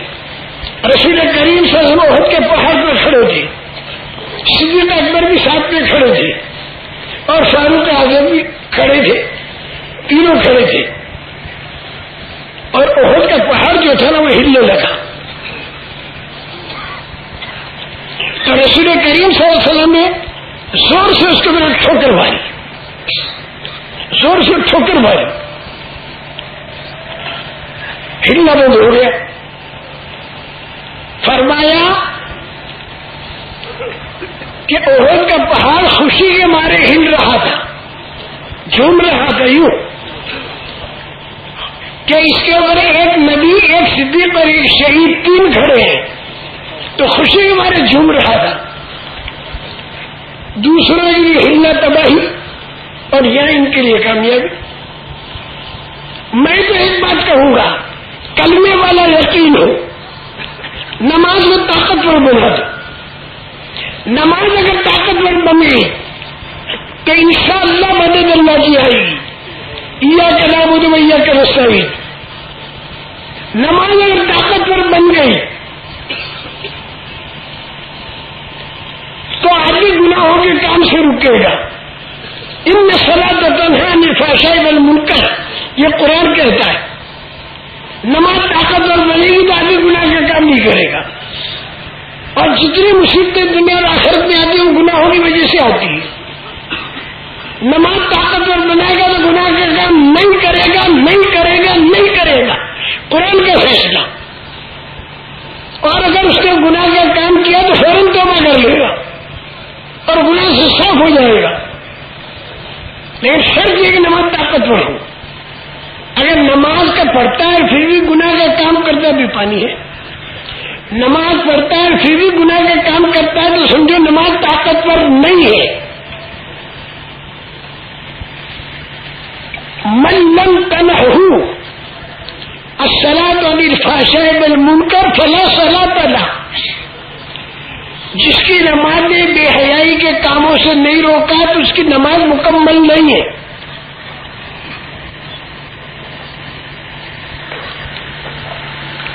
دو فائدے بتائے، نماز طاقتور ہوگی تو گناہوں سے رکے گا، نماز طاقتور ہوگی تو مدد اللہ کی آئے گی۔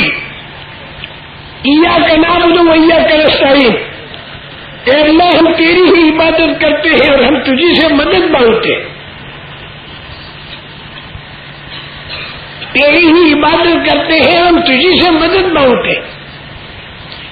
نماز طاقتور ہوگی تو مدد آئے گی، نماز نیچے سے اوپر کی طرف جائے گی اور مدد اوپر سے نیچے کی طرف آئے گی۔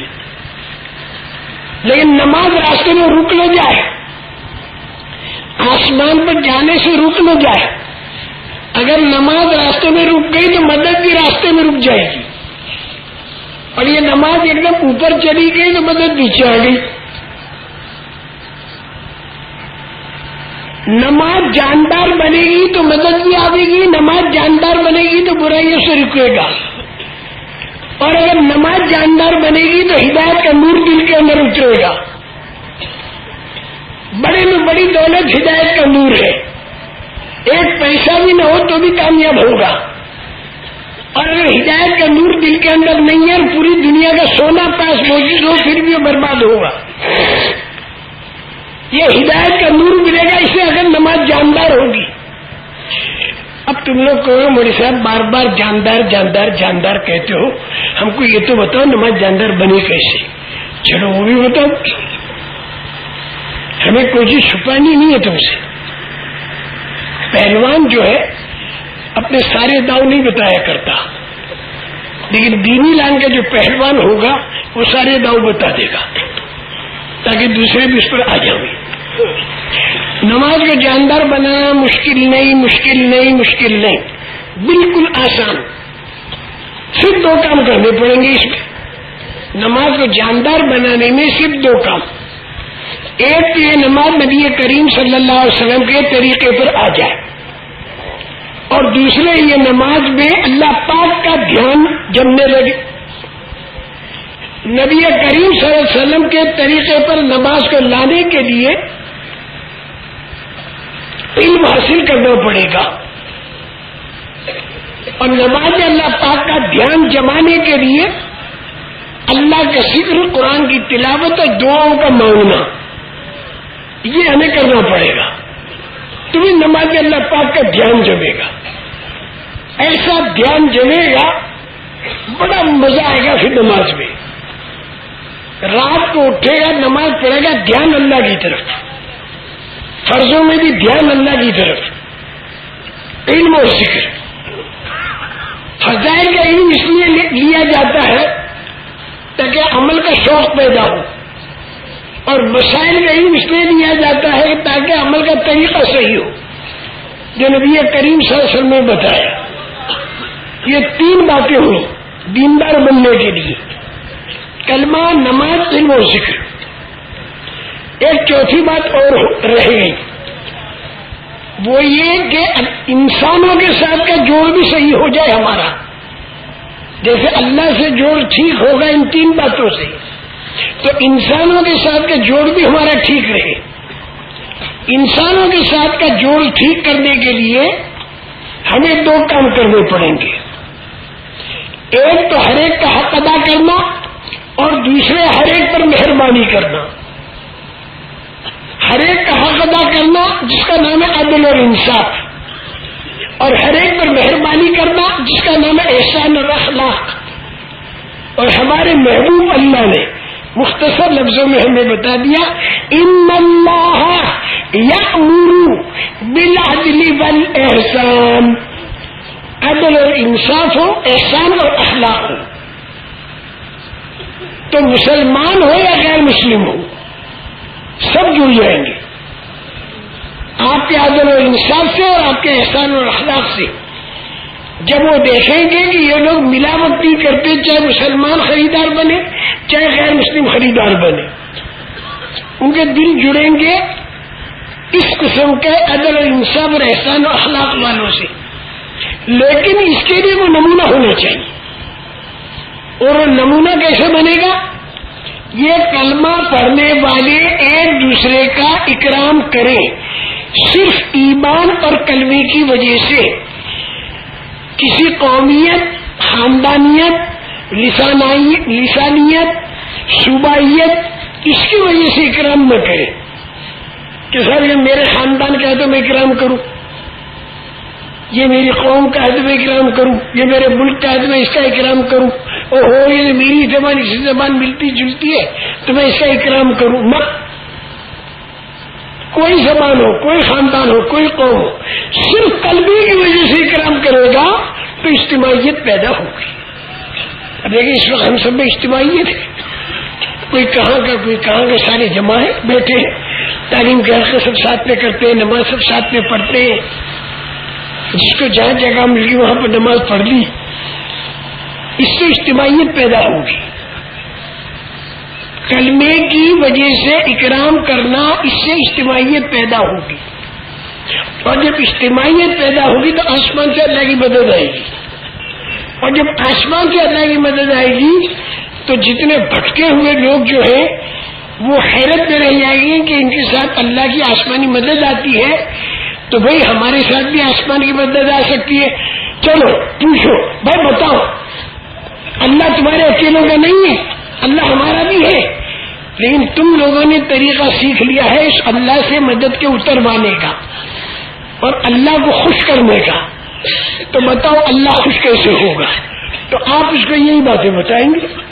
کلمے والا یقین ہو، نماز جو ہے جاندار ہو، تعلیم کا حلقہ ہو، اللہ کا ذکر ہو، اخلاق ہو، انصاف ہو، اور نمونے کے طور پر ایمان والوں کا آپس میں ایک دوسرے کا اکرام کرنا ہو.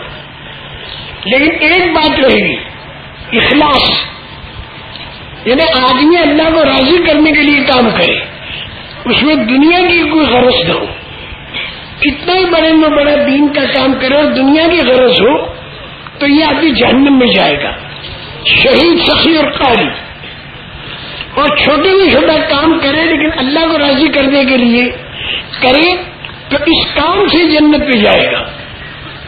اخلاص کے پیدا کرنے کا آسان طریقہ یہ ہے کہ جب آدمی دین کا کام کرے تو اپنی دنیا قربان کر کے کرے تو انشاءاللہ اس میں اخلاص آئے گا.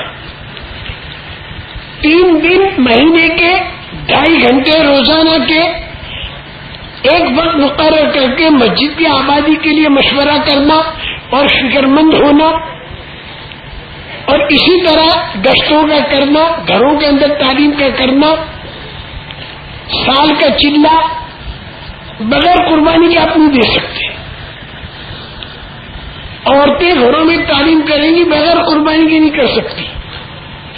اور جب آپ قربانی دو گے اور اللہ خوش ہوگا تو اللہ بتا دے گا کہ تھوڑے وقت میں کام زیادہ کیسے بناتا ہوں اور تھوڑے مال میں کام کیسے زیادہ بناتا ہوں. تو ایمان کی طاقت بڑھے گی. تو پھر یہ کام کرنے والوں کو اللہ جزائے خیر دے، پھر آگے بڑھتے. اور بہت سے اس درجے پر آگے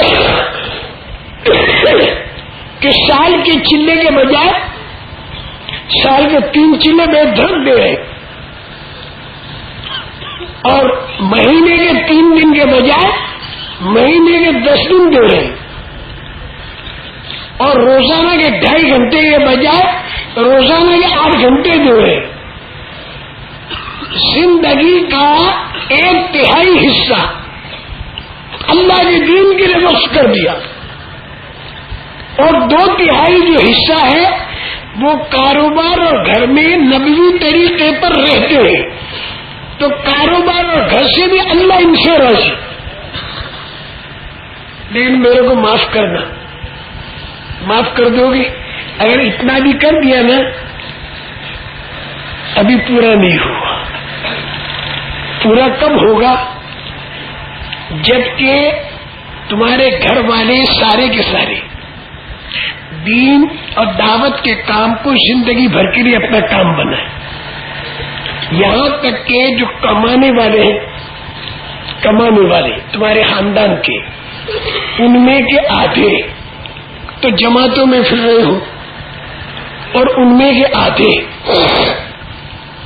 مقامی کام کر رہے ہو، اور کاروبار اور گھر اسے سلوٹوں میں لے رہے ہو. یہاں تک پہنچنا ہے اور فکر پورے عالم کا کرنا ہے اور قیامت کے زمانے کا کرنا ہے. مشکل سمجھنا مت. جان اور مال کا خرچ نبی پاک صلی اللہ علیہ وسلم کے طریقے پر آیا تو آدمی قربانی میں آگے بڑھتا رہے گا اور مدد اللہ کی لیتا رہے گا. المجاہدۃ مفتاح المشاہدہ. یہ جو مجاہدہ ہے نا، یہ مشاہدے کی کنجی ہے. جب مجاہدہ کرتا ہے دکھائی نہیں دیتا. 13 سال مکہ مکرمہ میں دکھائی نہیں دیا، لیکن مجاہدہ کرتے رہے. آئے بدر میں تو اللہ نے مشاہدہ بھی کرا دیا، آنکھوں سے دکھا دیا کہ دیکھو کیسے اللہ کی مدد آئی. تو المجاہدۃ مفتاح المشاہدہ. مجاہدہ جو ہے مشاہدے کی کنجی ہے. اس کے بعد پھر مجاہدہ آئے گا. نہیں دکھائی دے گی مدد، لیکن اللہ نے کہا ہے اور ہمیں کرنا ہے، کر دیا. تو پھر اللہ نے اس سے اگلی مدد کر دی، وہ دکھائی دینے لگی. اس طرح زندگی بھر مجاہدہ کرنا ہے یہاں تک کہ موت آوے. تو موت کے وقت میں پھر فرشتے دکھائی دیں اور فرشتے استقبال کریں اور فرشتے تسلی دیں، اور ایسی بڑھیا موت آئے گی کہ دوسرے رو رہے ہوں گے اور یہ ہنس رہا ہوگا. الموت جسر یوصل الحبیب الی الحبیبی، موت ایک پل ہے جو محبوب کو محبوب سے ملاتا ہے، اللہ سے ملا یہ بڑا خوش ہے، اللہ پاک بھی بڑے خوش ہے، اور اس کی روح جاتی ہے اوپر،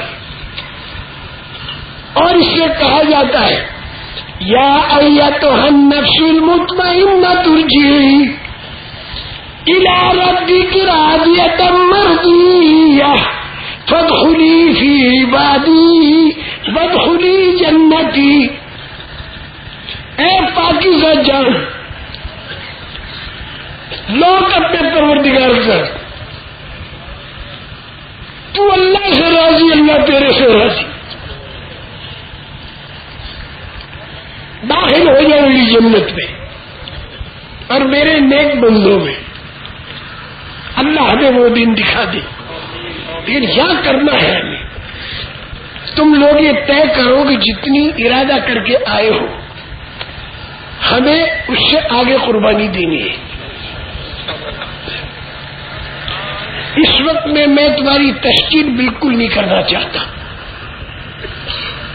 مجھے تمہاری تشکیل بالکل نہیں کرنی، میں تو صرف دیکھنا چاہتا ہوں ان لوگوں کو کہ جو جتنے وقت کے لیے آئے ہیں، جو لوگ صرف بیان سننے آئے ہیں، وہ لوگ اللہ کے وعدے پر یقین کر کے 4 مہینے کے لیے نقد کھڑے ہو جائیں۔ جو لوگ وقت لگانے نہیں آئے، صرف بیان سننے آئے، وہ لوگ پہلے سے 4 مہینے کے لیے تیار ہو کر آئے ہیں، چلو وہ بھی کھڑے ہو جائیں۔ ارے بھی کھڑے رہو نا بھائی، بیٹھو مت، کھڑے رہو۔ 4 مہینے والے کھڑے ہو جاؤ، کون کون ہے 4 مہینے کے لیے؟ کون کون تیار ہے 4 مہینے کے لیے؟ کون کون تیار ہے؟ دیکھو دھیرے ڈھول